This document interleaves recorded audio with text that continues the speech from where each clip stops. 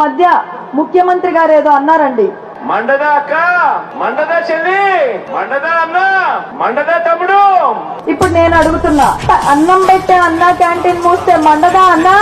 ఒక పరిశ్రమ కూడా రాష్ట్రానికి తీసుకురాకపోతే మండదా తమ్ముడు? అంబేద్కర్ విదేశీ విద్య ఆపేస్తే మండదా చెల్లి? కరెంటు ఛార్జీలు 7 సార్లు పెంచితే మండదా అవ్వా? ఆర్టీసీ ఛార్జీలు 3 సార్లు పెంచితే మండదా తాత? చంద్రన్న ఇచ్చే సంక్రాంతి, రంజాన్, క్రిస్మస్ కానుకలు ఆపేస్తే మండదా పిన్ని? భూములిచ్చిన రైతులని కడుపులో కొడితే వాళ్ళకి కడుపు మండదా?